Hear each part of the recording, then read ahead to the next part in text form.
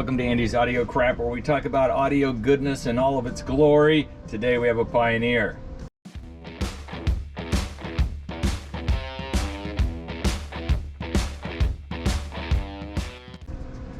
First, I want to say thank you to anybody who's going out there, everybody that's going out there to buy stuff on the eBay store, Andy's Audio Crap, where I sell parts and records. If you need a part, let me know. I might have it sitting here behind me in this massive pile. Oh my gosh, I need to get to some of that. All right, so it might just not be listed.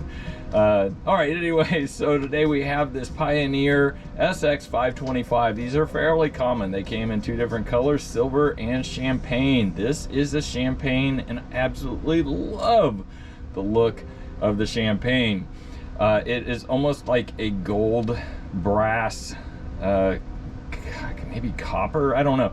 It's a different tone altogether. Champagne is an appropriate name for it. This particular unit came to me in a giant batch of receivers, and a lot of those receivers are sitting behind me waiting to get parted out. They were parts units to begin with. I love buying out somebody who has dropped out of the business. Usually get a bunch of good stuff for a good price. This one just needed adjustments, and that's it. Oh no, wait, no, I recapped this one. This one is a complete recap. What the heck was I thinking? All right, so all brand new capacitors throughout. I do not believe that I needed to change any of the transistors. They all tested good, and that's about it. It took I don't know, this one is a really easy one to work on. So like on the Andy scale of easy to work on, this one would be like a 3 or a 4. All the boards are separated. They're very easy to get to. There's extra line. The lines don't break when you pull them, and so on and so forth. It's just an easy one to work on. Everything's well labeled, laid out, so on. If you're starting out and you want one to work on, oh man, get one of these. These are like awesome sauce. There's plenty of space to work inside. All right, let's go through some of the features on this particular unit. Speakers. You only have 2 sets. You can run 2 pair of speakers on this dude, and that's really kind of all you need. This is a really low watt amplifier. I think it's like, I don't know, I don't even know that it's 20 watt. I think maybe it's sub 30, let's just say that.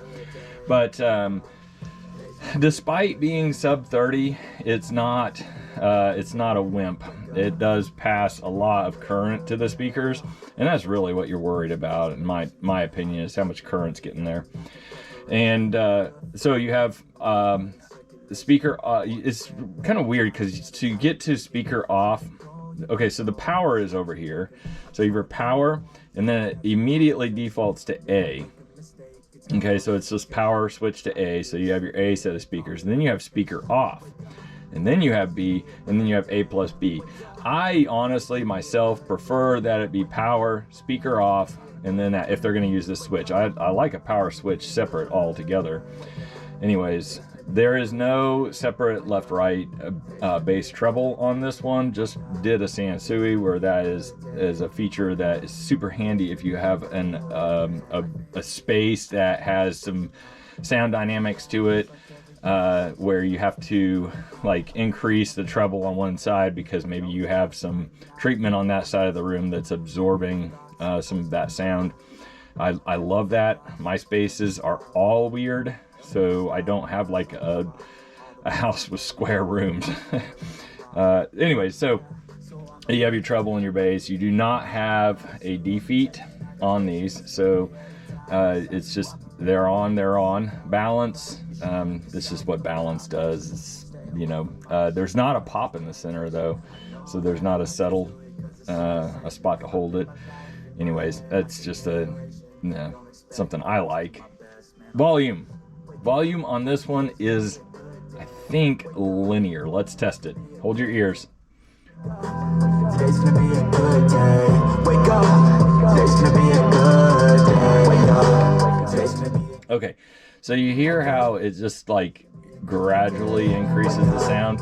That's linear. Now there's the Sansui I just did. I'm pretty sure it's logarithmic, where it's just super aggressive for the first quarter, fairly aggressive for the second quarter, and then you really don't get anything but distortion after halfway. And that is marketing. Marketing did that to these poor dudes. They wanted them to sound like, hey, listen, it's only at a quarter and it sounds like it's just ripping through those speakers. Well, yeah, it's because it's at 90%. All right, anyways, loudness, FM muting, cassette or tape, in this case tape, 1 and 2, and then stereo mono.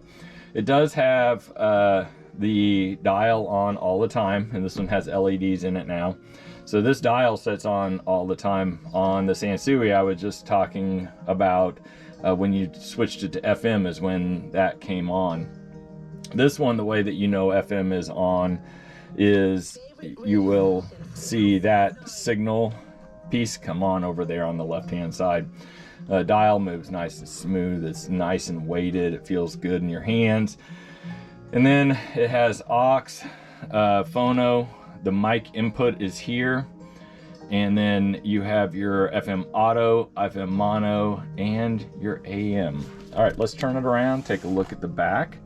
I do really like these Pioneers, and I think even the Sansui does this. Let me look back there. No, the Sansui doesn't have this. I don't know what I was thinking. I know the Sansui doesn't have this, but these real wood chunks at the corner are awesome. They're so nice to have over here because they can take a licking. It's not like the veneer where it likes to come up. All right, on the back, pretty simple, straightforward. The only caveat to these is that you have the terminal connectors, and this one will come with the terminal connectors. I think I'm going to throw it out on eBay here real quick. But yeah, I have a set of terminal connectors for it. I just need to go grab them out of the bag. That is about it. On these, if you do have a left or right channel that is acting up, like you can't get sound out of it, make sure to check these fuses. It does have dedicated left-right fuses. And then if it just keeps popping a fuse, it's usually because your DC offset is set way too high on one side, and it's just hot. It's running super hot. Usually they, I think it's these, usually they tend to go low as time goes on. I can't remember. That might be Kenwood. Just my memory is not doing me any favors today. All right, I think that is about it for this one. Let me see, scan my memory here. Beautiful sound, absolutely beautiful, wonderful sound.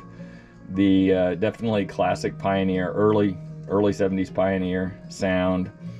The 5 Series went on for quite some time, and I don't know that they continue to carry Champagne. I don't recall. I know on like the upper models, I don't know that I've even seen a Champagne in the upper models. Let me know in the comments if they did carry the Champagne into the late 70s. I don't know that I've seen one, but my memory just could be bad at this point because I'm getting old. And that's what happens when you get old. Get bad memory. All right. Thanks for watching. Have a good day.